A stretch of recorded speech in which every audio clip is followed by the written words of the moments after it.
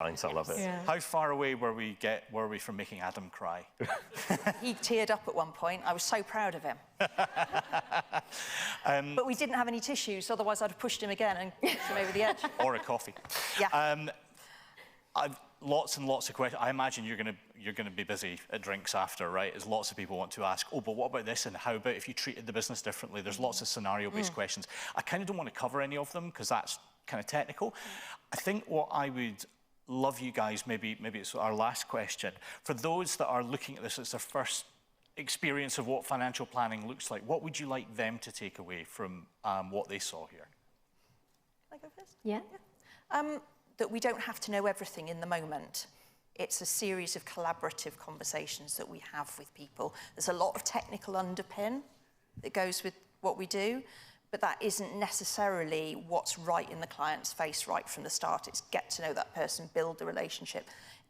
We've got clients who've been with us for 15, 20 years, and it's still an evolving plan because life changes. If you're interested in people, it's absolutely fascinating.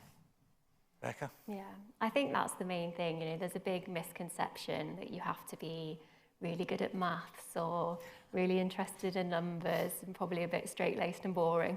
And we like to think it's not all about that. As Kate said, it's about the people, and every single plan you do will be different, which is what keeps it so interesting. I think particularly for the younger people, we're not necessarily the best at showing them the good stuff. You know, I had my first job in financial services when I was 18, sort of in between A-levels and going off to university. And I'm not exaggerating when I say I was put into a cupboard and told to sort through all the archive boxes. And that didn't really fill me with joy. In fact, I remember saying that I will never work in financial services. Yes, but it built a character. That's what's important. Because it was so bad. Here I am. But I think it's seeing what actually happens with the clients, and the impact that you can have on people's lives makes it so rewarding as a career.